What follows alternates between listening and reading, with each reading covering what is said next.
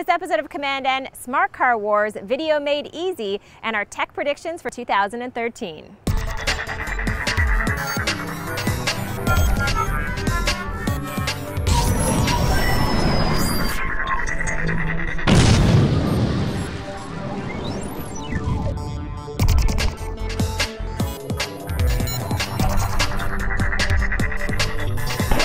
Welcome to commandN, I'm Amber Mack. Before we talk about our tech predictions for 2013, here are some of the hottest things that I saw out of CES.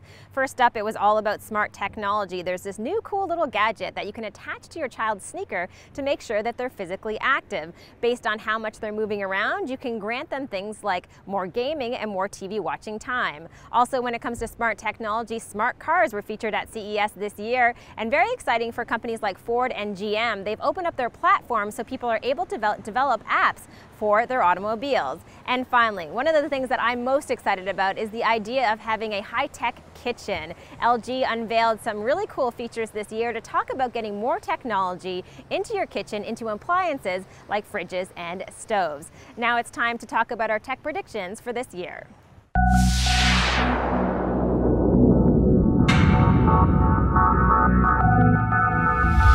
For our big picture segment, we're going to talk about some of the top technology trends in 2013.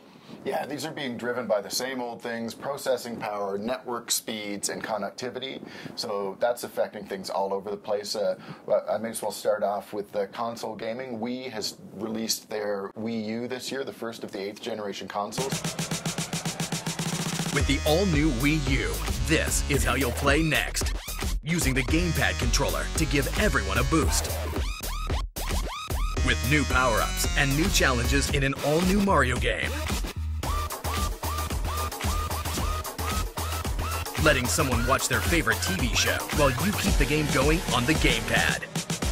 New Super Mario Bros. U, only available on the all-new Wii U. So I'm really hoping in 2013 we'll see both Sony and Microsoft release the PS4 and the Xbox 720 and get a very cool 3D, full 1080p HD gaming solution with hopefully some better social integration and things like that. Speaking of social, one thing I expect that we're going to see in 2013 is continuing tension with these big social networks where they're fighting for our attention. You know, Twitter, Facebook, they're fighting to get ads in front of our eyes, and we're all on our mobile devices now, not seeing Facebook ads, and I expect that they are working really hard to try to fix that. I'm always frustrated with the mobile experience on Facebook. I have to agree with that, and I will definitely be keeping a keen eye on what's happening with mobile, particularly on the app front. You know, so much has happened already in this year, so it'll be interesting to see how developers choose to develop next year. Are they going to choose HTML5? Are they going to choose one platform over the other? What's going to happen? And especially with the popularity of Windows continuing on the mobile front, it really will be an amazing race next year.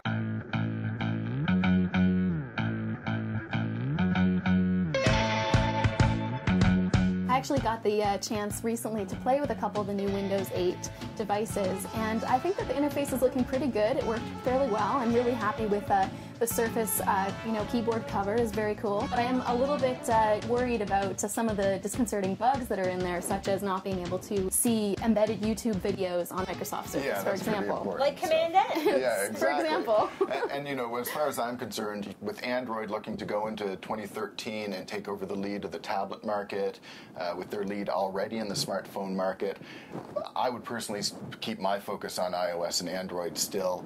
As a Canadian, I'd love to say that I'm very excited about RIM's BlackBerry 10 OS, and it does have some cool features, but they've done a lot to sort of hurt my confidence in the company. Well, according to IDC, if you're wondering about the exact growth as far as the tablet market, there will be a 40% increase in sales in 2013, which is absolutely phenomenal. And when you look at tablets like mini tablets that have screen size of 8-inch or smaller, like the iPad mini, that's going to account for about 60% of those sales. Yeah.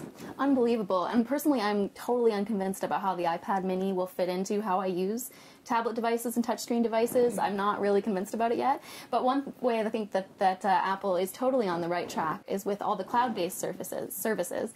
Our devices are so powerful now. You know, we're capturing content all the time, and we need to be able to access, manipulate, and sync that content across a variety of devices. So I think that we're going to continue to see that going on, and Apple is really doing some good work there. Yeah, and speaking of data, 2013 is certainly going to have huge growth in big data. There's so much information out there. Companies have really huge motivation to start making strategic decisions around this and increase how much they're using it. And it's not just social data, it's data from, you know, device sensors and a variety of other sources, but it can be mined to get customer intelligence that is really important to companies in terms of making their next decisions. And in fact, Gartner is predicting that the growth in big data will be such that there will be some pretty serious skill shortages in that area in 2013. Amazing. So we are keeping an eye on all of the technology trends for 2013, but of course, let us know what you think. We are on all of the social media sites. You can find us there as commandN, and of course, you can let us know what you think online at commandN.tv. We all know how important video is to your online marketing efforts, so Jeff sat down with the other Paul Ryan to talk about Wooshii, the online video marketplace. Wooshii is the internet's leading video production community. It's a marketplace whereby buyers of video content, animation, can meet and transact with producers of that content who may be situated anywhere around the world, currently 7,500 members large. But there's still that question mark around what sort of quality am I getting? So what we've introduced is a reputational system whereby there's really elements of scoring in key areas for those creatives.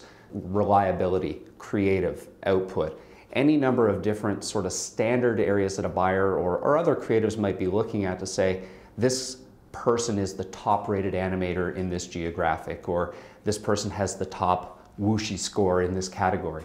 A buyer can land on our site or be directed to our site, coming to us in mind that they need, again, a piece of content, typically a short video, an animation to explain their product, and they have a budget in mind. So it's really as simple as they create a profile for themselves as a buyer, they set their budget, they dictate what type of content that might be, animation or video, the length, and we give them a sense around how many pitches they're going to receive. So once they post that project to our site, that's when sort of the fun starts and the pitches start coming in from our community. At the end of the period, they choose their winner, they transact with us, nice, safe, risk-free transaction. We hold that money. They communicate directly with that creative that they've chosen. Once the work's been done to everyone's satisfaction, we remit the money to the creative and everybody's happy. That's it for this episode of commandN. As always, you can find us online at commandN.tv. We're also available on all of the social networking sites like Google+, Twitter, and Facebook. Thanks for watching, and we'll see you soon.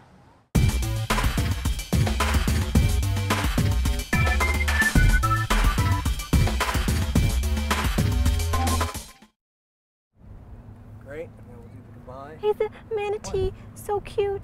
You saw him? I saw his face. You didn't. He's right there. You didn't. He's right there. Right?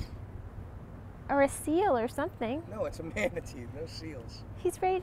He's gonna come up like right there. There. Oh yeah. Come up and see us, baby.